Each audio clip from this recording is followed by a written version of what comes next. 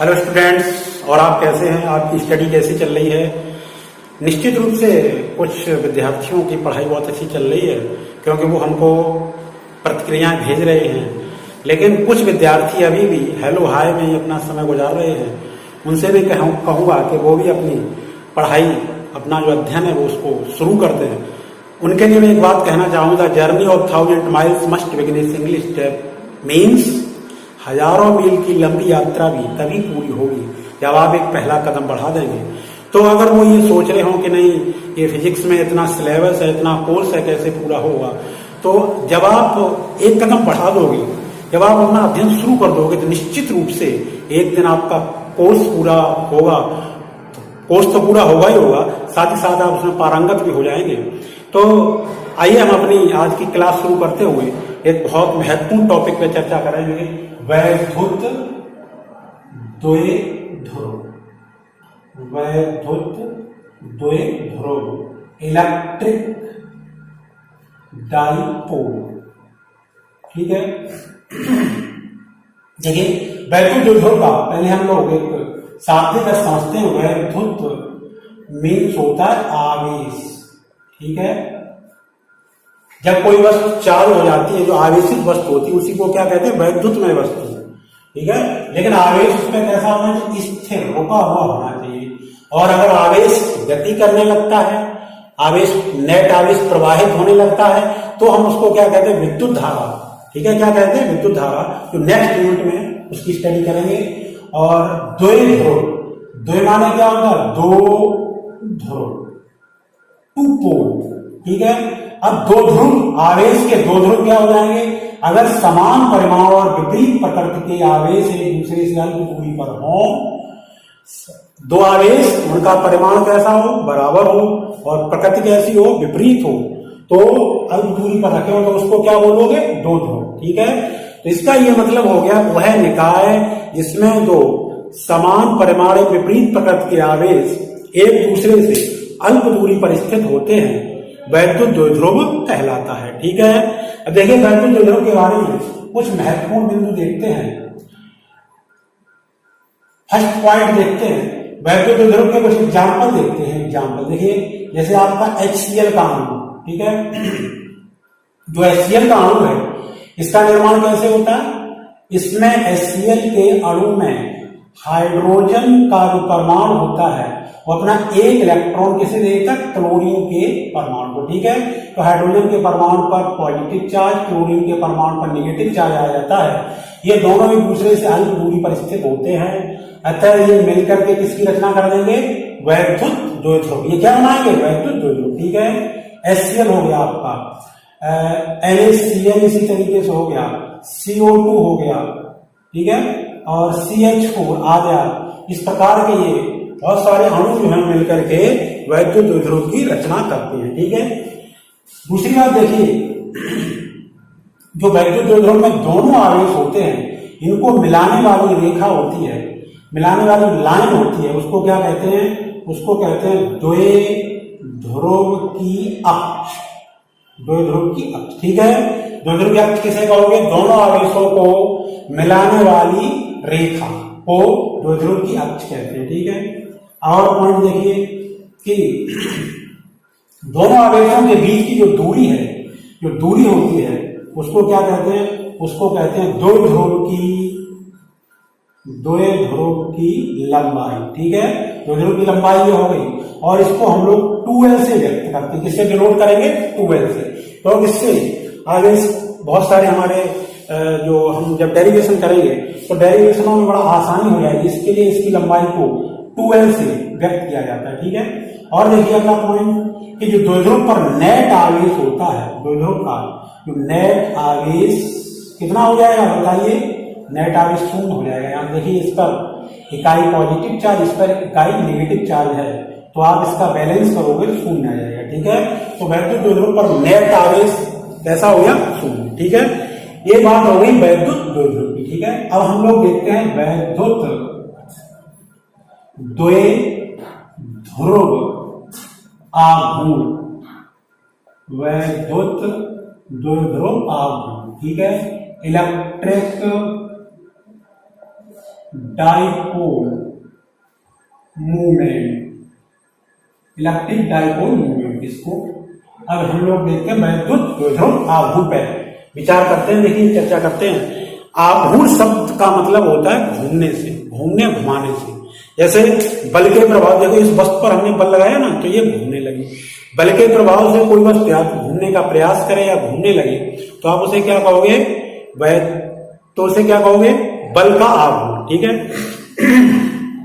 यहां पर देखिए, अगर हम वैद्युत द्विध्रुव को किसी एक्सटर्नल इलेक्ट्रिक फील्ड में, बाहर वैद्युत क्षेत्र में रख दें तो वो जो वैद्युत द्विध्रुव है या तो घूमेगा या घूमने का प्रयास करता है, तो उसके इस घूमने के प्रभाव को ये क्या कहोगे? वैद्युत द्विध्रुव आघूर्ण। ठीक है। वैद्युत द्विध्रुव आघूर्ण की देखिए, किसी का जब आघूर्ण निकालते हैं, जैसे बल का आघूर्ण निकालते हैं तो बल में दूरी का गुणा कर देते हैं। इसी तरीके से वैद्युत द्विध्रुव आघूर्ण निकालोगे, देखिए वैद्युत द्विध्रुव आघूर्ण को P से डिनोट करते हैं। किससे? P से। तो वैद्युत द्विध्रुव आघूर्ण निकालने के लिए वैद्युत मीन्स आवेश, यानी जो वैद्युत द्विध्रुव होता है वो दो आवेशों से मिलकर बना होता है। तो किसी एक आवेश के परिमाण और उनके बीच की दूरी का गुणनफल क्या कहलाता है? वैद्युत द्विध्रुव आघूर्ण। क्या कहलाता है? वैद्युत द्विध्रुव आघूर्ण। ठीक है। इसका देखिए यहां से एसआई मात्रक क्या हो जाएगा वैद्युत द्विध्रुव आघूर्ण का? आप लोग यहां देखिए एसआई मात्रक, आवेश का एसआई मात्रक क्या होता है? कूलाम होता है। और दूरी का एसआई मात्रक क्या होता है? मीटर। ठीक है, क्या होता है? मीटर है। इसका एसआई मात्रक हो गया। और विभव सूत्र क्या हो जाएगा? LTE क्रम से ले लिया, LTE। ठीक है, LTE इसका विभव सूत्र हो गया। और देखिए इसका एक बहुत छोटा मात्रक, इसका एक छोटा मात्रक डिवाई होता है। क्या होता है? डिवाई। ठीक, 1 डिवाई इक्वल होता है 3.3 इंटू 10⁻³ कूलाम इंटू मीटर। ठीक है। और देखिए अगला पॉइंट, जो वैद्युत द्विध्रुव आघूर्ण होता है वो आपकी सदिश राशि होती है। कैसी राशि होती है? सदिश, वेक्टर क्वांटिटी होती है। सदिश राशि होती है जिसमें दिशा होगी। देखिए इसकी जो दिशा होती है वैद्युत द्विध्रुव आघूर्ण मीन्स P की, तो जो P की डायरेक्शन होती है वो दोनों आवेशों को, इसमें दो आवेश होते हैं, इनको मिलाने वाली रेखा के अंतिश, उसी रेखा का अंतिश होती है। और ऋण आवेश से, किससे? माइनस आवेश से पॉजिटिव, धन आवेश की ओर। ये बहुत ही इंपॉर्टेंट बात है, ये पेपर पूछी जाती है कि जो वैद्युत द्विध्रुव है वो सदिश राशि होती है। आज इसका फटाफट बोलो, सदिश राशि होती है तो उसकी दिशा किधर होती है? ऋण आवेश से धनावेश की ओर। ठीक है, वैद्युत द्विध्रुव आघूर्ण की डायरेक्शन धनावेश से, सॉरी ऋणावेश से धनावेश की ओर होती है। और आपने पीछे यह भी पढ़ा है कि जो वैद्युत क्षेत्र की तीव्रता है उसकी डायरेक्शन किधर होती है? जो वैद्युत बल रेखाएं होती है वो किधर से निकलती है? बताना। पॉजिटिव चार्ज से निकलती, निगेटिव चार्ज पर समाप्त हो जाती है। इसका मतलब वैद्युत क्षेत्र की डायरेक्शन है वो धनावेश से, ई की डायरेक्शन होती है वो किधर होती है? बताओ। धनावेश से ऋणावेश की ओर। अर्थात द्विध्रुव आघूर्ण P की डायरेक्शन वैद्युत क्षेत्र की दिशा के कैसी होती है? विपरीत होती है। ठीक है, ये वैद्युत द्विध्रुव आघूर्ण हो गया।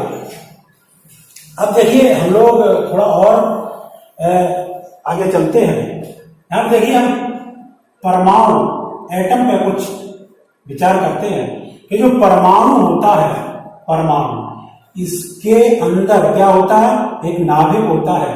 और नाभिक में आप जानते हो नाभिक की थ्योरी, नाभिक में क्या होता है? प्रोटॉन न्यूट्रॉन, प्रोटॉन पर पॉजिटिव चार्ज होता है, न्यूट्रॉन पे कोई चार्ज नहीं होता है।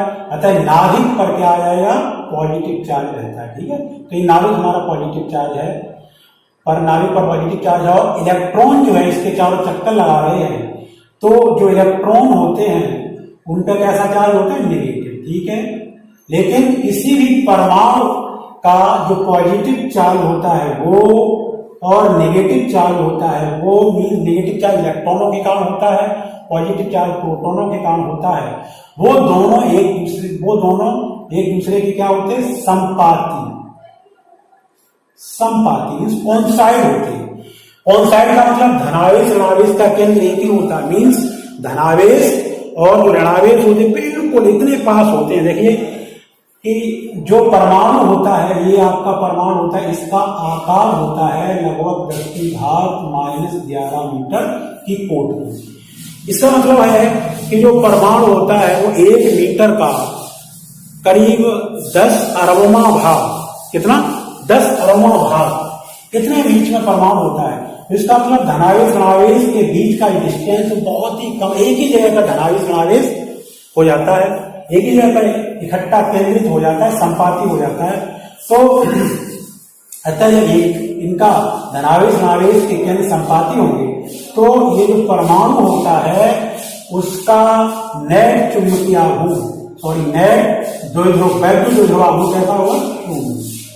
इसका जो पी होगा, इसका जो पी होगा वो कैसा होगा? शून्य होगा। किसका? परमाणु का। अब देखिए इस परमाणु को जैसे ही हम बाह्यवैद्युत क्षेत्र में रखते हैं, एक्सटर्नल इलेक्ट्रिक फील्ड में रखते हैं, तो क्या होगा? जैसे ये परमाणु है, इसको हम बाह्यवैद्युत क्षेत्र में रख देंगे तो ये जैसे आप मान लीजिए इसमें बाह्यवैद्युत क्षेत्र की डायरेक्शन इधर को है, तो जब बाह्यवैद्युत क्षेत्र में रखोगे तो जो निगेटिव चार्ज है वो बाह्यवैद्युत क्षेत्र की अपोजिट डायरेक्शन में मूव कर जाएगा। तो जितना नेगेटिव चार्ज होगा वो सब इधर आ जाएगा, ठीक है, अपोजिट डायरेक्शन में।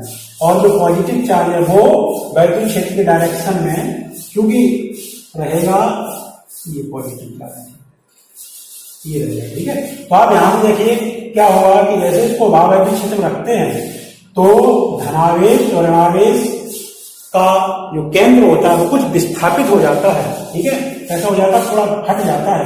तो इस घटना को क्या कहते हैं? ध्रुवण। क्या कहते हैं? ध्रुवण, पॉलिराइजेशन, पॉलिराइजेशन। ठीक, इस स्थिति में जो परमाणु होता है वो ध्रुवित हो जाता है, ठीक है। क्या हो जाता है? ध्रुवित। ठीक, ये तो परमाणु की बात हो गई। अब बात आ रही है अणु। देखिए अणु के लिए क्या होता है? मॉलिक्यूल। जो आपके अणु होते हैं, बहुत सारे अणु वैसे दो प्रकार का होता है। एक होता है आपका अध्रुवित अणु, अध्रुवित। ठीक, आप जानते हैं अणु का निर्माण कैसे होता है? परमाणु से होता है। जिन अणुओं में धनावेश और ऋणावेश के केंद्र संपाती होते हैं, मीन्स एक ही लगभग उनका जो धनावेश एक ही स्थान पर होता है, ऐसे अणु क्या कहलाते हैं? अध्रुवित अणु कहलाते हैं, क्योंकि उनका नेट वैद्युत द्विध्रुव आघूर्ण होगा वो शून्य हो जाएगा। तो अध्रुवित अणु के लिए हम कुछ एग्जांपल देखते हैं। जैसे आपका CH4, ठीक, या आपका CO2, या आपका O2 या H2, ये सभी कैसे अध्रुवित अणु है। आप यहां पे देखिए जैसे CO2 है तो CO2 ने वैद्युत द्विध्रुव का निर्माण कैसे किया? ये C, ये कार्बन का एक परमाणु, ऑक्सीजन का परमाणु, आपने ये केमिस्ट्री पढ़ा होगा। ये कार्बन का परमाणु ऑक्सीजन के परमाणु से क्या इधर क्या बना था? डबल बॉन्ड, इधर ही डबल बॉन्ड बना लेगा। इस तरीके से तो इसकी रचना हो गई। अब देखिए जो ऑक्सीजन का परमाणु होता है उसकी विद्युत जो ऋणात्मकता होती है वो अधिक होती है। ये इसके माध्यम से क्या करता है? 2 इलेक्ट्रॉन ले लेता है, तो इस पर चार्ज कैसा आ जाता है? -2e, ठीक है, ऐसे ले लेता है, इस पर चार्ज आ जाता है -2e, ठीक है। इस पर अब चार्ज कितना हो जाएगा? +4e। तो आप लोग देखिए कि इस पर जो नेट आवेश कितना हो? कार्बन के परमाणु पर आवेश कितना है? +4e, और दोनों ऑक्सीजन के परमाणु चार्ज कितना है? -4e। तो ये मिलकर के क्या बना देंगे? वैद्युत द्विध्रुव, ठीक है। लेकिन ये इनका जो आवेश होता है, धनावेश ऋणावेश दोनों के केंद्र लगभग एक ही जगह होते हैं, कोइंसाइड होते हैं, संपाती होते हैं। अतः इसका जो नेट वैद्युत द्विध्रुव आघूर्ण होता है वो कैसा हो जाएगा? शून्य। अतः ये जो है इसको जो हम वैद्युत क्षेत्र में रख देंगे, महावैद्युत क्षेत्र में, तब पुनः ये जो धनावेश और ऋणावेश है वो थोड़ा क्या हो जाएगा? विस्थापित हो जाएगा। यानी जब इसको हम महावैद्युत क्षेत्र में रख दें तो क्या होगा कि जो पॉजिटिव चार्ज है वो किधर को मूव करेगा? वो महावैद्युत क्षेत्र की दिशा में गति करेगा, और जिसका निगेटिव चार्ज है वो इधर को आने लगेगा। इस तरीके से इसमें एक वैद्युत आघूर्ण उत्पन्न हो जाएगा। ठीक है, अब आ जाइए, ये तो ध्रुवित अणु हो गए। दूसरे प्रकार के होते हैं ध्रुवित अणु। ध्रुवित अणु, ठीक, देखिए ध्रुवित अणु क्या होते हैं, जिनका धनावेश और ऋणावेश का केंद्र जो होता है वो संपाती नहीं होता है, ध्रुवित अणु कहलाते हैं। जैसे हम एग्जांपल देते हैं, HCl है आपका, NaCl है, ठीक है, AgNO3 है। इनके जो धनावेश और ऋणावेश है उनका सेंटर कोइंसाइड नहीं होता है, अतः इनमें जो है परानी वैद्युत द्विध्रुव आघूर्ण होता है। परानी वैद्युत द्विध्रुव आघूर्ण की वजह से इनको क्या कहते हैं, ध्रुवित अणु। ठीक है, इन अणुओं से बने पदार्थों का जो उपयोग होता है वो कायम होता है, वैद्युत के चालन में होता है, अतः और आपका एक H2O भी है, तो इनसे बने पदार्थ होते हैं उनको हम लोग वैद्युत, इनके जो बने हुए द्रव होते हैं उनको क्या कहते हैं, वैद्युत अपघट्य। वैद्युत अपघट्य इन अणुओं से बने हुए जो द्रव होते हैं, जो पदार्थ होते हैं, उनमें वैद्युत का चालन सुगमता से हो जाता है, अतः उन्हें क्या कहते हैं, वैद्युत अपघट्य। ठीक है, तो चलिए देखिए अब इसके बाद शुरू करते हैं हम लोग इलेक्ट्रिक डायपोल का। चलिए हम लोग नेक्स्ट टॉपिक देखते हैं। इलेक्ट्रिक डायपोल पर जो आधारित है, एक समान वैद्युत क्षेत्र में रखे वैद्युत ध्रुव पर लगने वाला बल एवं वॉल्यूम का आघूर्ण। ठीक है, एक वैद्युत ध्रुव है जो कि एक्सटर्नल यूनिफॉर्म इलेक्ट्रिक फील्ड में रखा हुआ है, तो उस पर कितना बल लगेगा और कितना बलाघूर्ण लगेगा, वो उसकी कैलकुलेशन हम लोग करेंगे। देखिए हमारे पास एक वैद्युत ध्रुव है। वैद्युत ध्रुव आप जानते हो किससे मिलकर बनता है, बताइए। वैद्युत ध्रुव समान परिमाण एवं विपरीत प्रकृति के आवेशों से मिलकर बनता है। ठीक है, तो हमारे पास देखिए ये एक वैद्युत ध्रुव है और ये इस पर -q आवेश, ठीक है, और इस पर कितना है +q आवेश। ये दोनों एक दूसरे से 2L की दूरी पर एक समान वैद्युत क्षेत्र, ये वैद्युत क्षेत्र कैसा है, यूनिफॉर्म, एक समान वैद्युत क्षेत्र क्या होता है, जिसमें वैद्युत बल रेखाएं समांतर समदूरस्थ हों, वो एक समान वैद्युत क्षेत्र होता है, अथवा एक समान वैद्युत क्षेत्र कहलाएगा। या हम ये भी कह सकते हैं कि जैसे इस पूरे रूम में वैद्युत क्षेत्र के, अगर इस पूरे रूम के हर पॉइंट पर आप वैद्युत क्षेत्र देखें तो उसकी तीव्रता का जो परिमाण है वो और दिशा एक ही हो, समान हो, तो उसे क्या कहोगे, एक समान वैद्युत क्षेत्र।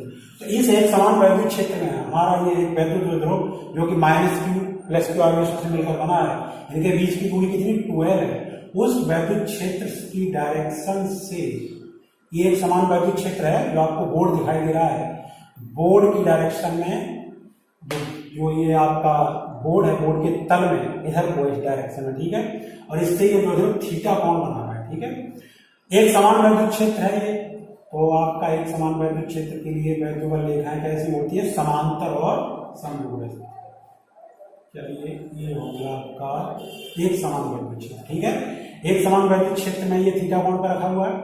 तो अब आप देखिए कि वैद्युत क्षेत्र डायरेक्शन इधर है, तो जो पॉजिटिव चार्ज है, ये जो धनावेश है, इस पर एक वैद्युत बल लगेगा, इसकी डायरेक्शन धनावेश पर वैद्युत बल की दिशा वैद्युत क्षेत्र की दिशा में होती है, तो जो वैद्युत बल लगेगा QE, उसकी डायरेक्शन किधर होगी, ठीक है, और जो ऋणावेश होगा, ये देखो ऋणावेश है, इस पर जो वैद्युत बल लगेगा उसकी दिशा इसके अपोजिट होगी, QE। ठीक, तो आपने यहां पर क्या देखा कि ये जो वैद्युत ध्रुव है उस पर QE आवेश, QE फोर्स इधर को लग रहा है और QE फोर्स इधर को लग रहा है। देखिए जैसे ये वैद्युत ध्रुव है ये, ठीक, कंडीशन में ये क्या हुआ, देखो ये ऐसा घूमने का प्रयास करेगा, घूमता हुआ वैद्युत क्षेत्र डायरेक्शन में आ जाएगा। कौन, वैद्युत क्षेत्र, कौन आ जाएगा, वैद्युत ध्रुव। ठीक है, देखिए यहां से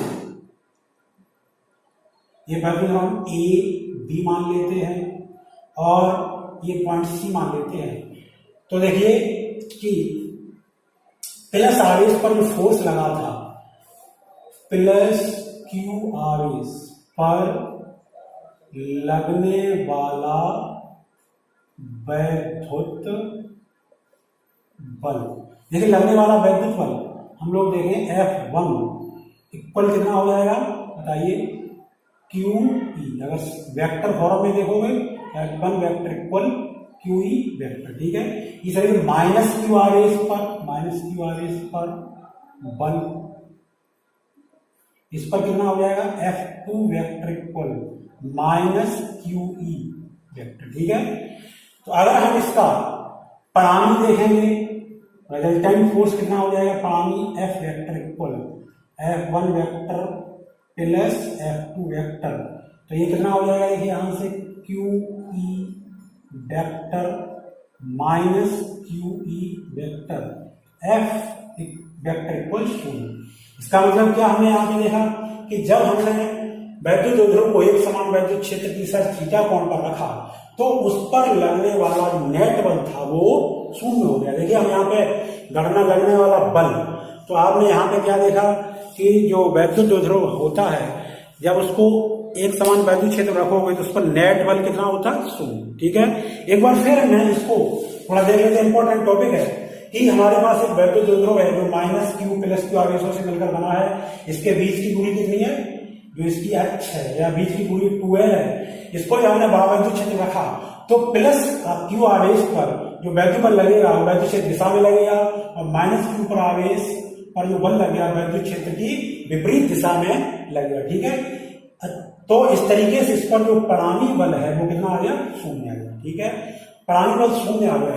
अब हम निकालेंगे इस पर लगने वाला बल आघूर्ण। यहां पर एक पॉइंट आप और देखते हैं कि ये जो दोनों बल लग रहे हैं, देखिए यहां पर देखिए ये बल है, इसकी क्रिया रेखा ये हो गई, ठीक है, और ये जो बल है उसकी क्रिया रेखा ये हो गई। देखिए कि जब दो बल बराबर हो, जब दो बल परिमाण में बराबर हो, उनकी क्रिया रेखा एक न हो, उनकी क्रिया रेखा एक न हो, ये शर्त है दोनों बल बराबर हो और विपरीत दिशा में कार्य कर रहे हो, उनकी क्रिया रेखा एक न हो, तो मिलकर क्या बनाते हैं बल योग, तब उनको कहोगे बल योग। जैसे देखिए ड्राइवर स्टीयरिंग को जब घुमाता है इस तरीके से तो वो क्या करता है, वो जो है दोनों बल कैसे लगाता है, बराबर अपने दोनों हाथों से बल बराबर लगाता है, परिमाण में बराबर होते हैं, डायरेक्शन अपोजिट होती है और उनकी जो क्रिया रेखा होती है वो एक नहीं होती है। अतः मिलकर क्या बना देंगे, क्या बना देंगे बल। देखिए वो ड्राइवर स्टीयरिंग को, आप उसकी स्टीयरिंग ये ऐसे पकड़ लिए, स्टीयरिंग ऐसे, एक बल इधर लगाए एक इधर लगाए, देखिए आप दोनों बल बराबर लगा रहा है और विपरीत डायरेक्शन में लगा रहा है, लेकिन ये बल नहीं बनाएंगे। क्यों, क्योंकि इनकी क्रिया रेखा एक ही हो रही है। जब क्रिया रेखा एक ही हो जाएगी तो बलयुग नहीं बनाएंगे, ठीक है। और भी हम बलयुग के आधार उदाहरण देखते हैं, जैसे हम नल की टोंटी खोलते हैं ऐसे, तो अंगूठे से जितना बल इस डायरेक्शन में, चलो हमने ऐसे खोल ली, तो अंगूठे से जितना डायरेक्शन, जितना फोर्स इस डायरेक्शन में लगाएंगे बॉलियों से इतना ही फोर्स अपोजिट डायरेक्शन में लगा रहे, दोनों की क्रिया रेखा एक नहीं है, तो मिलकर उन्होंने क्या बना दिया, उन्होंने मिलकर क्या बना दिया बताओ, बल, ठीक है। तो यहां पर देखिए दोनों बल जो फोर्स लग रहे हैं उनकी क्रिया रेखा एक नहीं है, अतः ये मिलकर क्या बनाएंगे बलयुग, ठीक है। उस बलयुग की हम कैलकुलेशन करते हैं, बलयुग के आघूर्ण की। देखिए बल युग्म अब यहां पे निकालते हैं, बल युग्म का आघूर्ण टाउ, आप लोग जानते हो टाउ बराबर क्या होता है, एक बल कितना होगा क्यू इंटू उनके बीच की लंबवत दूरी। देखिए दोनों बलों की इस फोर्स की क्रिया रेखा ये है, इसकी ये है, इनके बीच की लंबवत दूरी कितनी हो गई BC, उनके बीच की लंबवत दूरी BC हो गई, ठीक। बट यहां से हम लोग देखेंगे कि BC इक्वल क्या होगा, ये आप इस त्रिभुज से देख लो, BC बराबर क्या, BC की वैल्यू निकालना है तो BC बराबर कितना हो गया 2L sin थीटा, ठीक है। ये त्रिभुज बना करके, यदि इस त्रिभुज में ये कौन थीटा, इसके सामने भैया ये लंब हो गई, ये कण हो गया, आधार हो गया, तो हमको कण मालूम है 2L है और लंब निकालना है तो साइन लगा दे जाएगा, ठीक है। इसलिए देखिए आपका टाउ बराबर कितना आ जाएगा, टाउ बराबर आ जाएगा QE into 2L sin theta, ठीक है। बट हम लोग यहाँ पे क्या देख चुके हैं कि Q इंटू 2L बराबर क्या होता है P, इस P को क्या कहते हैं, द्विध्रुव आघूर्ण, क्या कहते हैं द्विध्रुव आघूर्ण। इसलिए आप देखिए टाउ बराबर क्या आ जाएगा, पीई साइन थीटा। ठीक है, इक्वेशन फर्स्ट डाल सकते हैं, इसका एसआई मात्रक क्या हो गया, न्यूटन इंटू न्यूटन। ये आपका एक फार्मूला आ गया, किसका फार्मूला आ गया, एक समान भाव विद्युत क्षेत्र में जो जब हम किसी वैद्युत द्विध्रुव रखते हैं तो उस पर लगने वाले वॉल्यूम का आघूर्ण इतना होता है, इस वॉल्यूम के आघूर्ण की वजह से वो घूमने का क्या करता है, प्रयास करता है। ठीक है, इसको जब हम वेक्टर फॉर्म में लिखना चाहें तो देखिए वेक्टर फॉर्म में कैसे लिखें, टाउ वेक्टर बराबर P vector cross E vector. ठीक है, तो अगर टाउ वेक्टर की डायरेक्शन निकालोगे तो कैसे निकलेगी, टाउ वेक्टर दक्षिणावर्ती पेंच के नियम से। दक्षिणावर्ती पेंच का नियम क्या होता है, ये हमारे पास एक पेंच है, ये इसका हत्था है, इसके हत्थे को ऐसे रख लो, इसके हत्थे को उस तल में रख लो जिस तल में पी और ई हो। ठीक है, तो अब इस हत्थे को इसको किधर से घुमाओगे, जैसे मान लीजिए इस तल में देखिए पी जो वैद्युत द्विध्रुव पी है वो उसकी डायरेक्शन इधर है और ई की डायरेक्शन इधर है। ठीक है, तो हमने क्या किया, यहां पर ये पेंच रख दिया और इसको आप घुमाइए, किधर से किधर घुमाना है, पी से पी पहले आया तो पी से ई की ओर घुमाओ, और जिधर नॉक देखिए नॉक आयरन से घुमाओगे तो पेज की नॉक किधर हो जाएगी, पेज की नॉक में इधर आगे तरफ बढ़ेगी। इस तरीके से घुमाने से जिधर पेज की नॉक बढ़ेगी वही इसकी डायरेक्शन हो जाएगी, टाउ की डायरेक्शन हो जाएगी। ठीक है, अब देखिए इस आधार पर हम यहां पर जो आपका वैद्युत द्विध्रुव पी होता है उसकी डेफिनेशन देखेंगे। आपने अभी फार्मूला देखा कि टाउ बराबर पीई साइन थीटा। ठीक है, यदि हम ये मान लें कि साइन थीटा बराबर ए, तो थीटा बराबर कितना हो जाएगा 90 डिग्री, और ई बराबर भी 1 मान लें, 1 न्यूटन पर कूलम मान लें, 1 मात्रक मान लें, तो यहां देखिए अगर साइन थीटा का मान 1 होगा तो टाउ का मान मैक्सिमम हो जाएगा, अधिकतम हो जाएगा। ठीक, क्योंकि साइन थीटा का अधिकतम मान 1 होता है, तो यहां से आप देखेंगे कि P इक्वल क्या आ जाएगा, टाउ मैक्सिमम। यहां से जो वैद्युत द्विध्रुव P है उसको डिफाइन कीजिए कि किसी वैद्युत द्विध्रुव का वैद्युत द्विध्रुव आघूर्ण उस अधिकतम बल आघूर्ण के बराबर होता है जो कि द्विध्रुव को एकांक तीव्रता वाले क्षेत्र में रखने पर, क्षेत्र के लंबवत रखने पर उस पर कार्य करता है। ठीक है, एक बार फिर देखिए, अतः किसी वैद्युत द्विध्रुव का द्विध्रुव आघूर्ण उस अधिकतम बलाघूर्ण के बराबर होता है जो कि द्विध्रुव को एकांक तीव्रता वाले क्षेत्र में क्षेत्र के लंबवत रखने पर उस पर कार्य करता है। ठीक है, देखिए इसके बाद इस टॉपिक पर कुछ महत्वपूर्ण बिंदु और देखते हैं, कुछ महत्वपूर्ण पॉइंट्स क्या हो सकते हैं इसमें, महत्वपूर्ण बिंदु।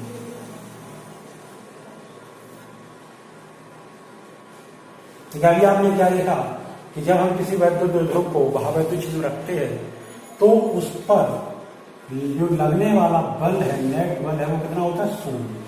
अतः इससे ये पता लग रहा है कि जब वैद्युत द्विध्रुव को वैद्युत क्षेत्र रखोगे तो वो जो है स्थानांतरी गति नहीं करेगा। ठीक, मीन्स ऐसा नहीं वो जहां आपने रख दिया वहां से विस्थापित होकर विस्थापित हो जाए, हट जाए, दूर हो जाए, ऐसा नहीं होगा। ठीक है, दूसरी बात देखिए कि हमने क्या देखा है, उस पर लगने वाला जो बलाघूर्ण होता है वो टाउ बराबर कितना होता है, पीई साइन थीटा। इसी के कारण वो क्या करेगा, वो घूर्णन करेगा, घूर्णन गति करेगा, घूर्णन गति का प्रयास करेगा, घूमने का प्रयास करेगा।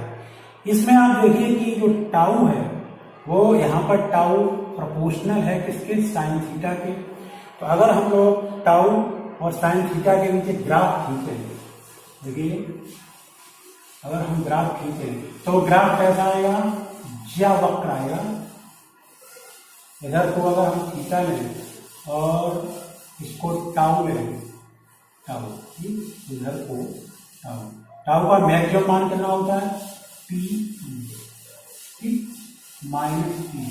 तो अगर हम इनके बीच ग्राफ खींचेंगे टाउ और थीटा, टाउ और साइन थीटा के बीच, तो ग्राफ कैसा आएगा, देखिए इस तरीके का ग्राफ आएगा जिसे ज्यावक्री ग्राफ कहते हैं। ठीक है, इनके बीच ग्राफ आ गया। और देखिए कि आप यहां से देख रहे हैं, अगर यल थीटा इक्वल 0 या 180 डिग्री अगर ऐसा हो तो टाउ इक्वल कितना हो जाएगा, 0। तो टाउ का मान यानी जो बलागुण है उसका मान 0 हो जाएगा। अर्थात यह है जो जो द्विध्रुव है उसकी घूर्णी संतुलन की अवस्था होगी। ठीक है, इसकी घूर्णी संतुलन की अवस्था। अब देखिए द्विध्रुव पर जो प्रत्यानयन बलागुण लगेगा, जो प्रत्यानयन बलागुण होता है वो वह बलागुण के विपरीत माना जाता है।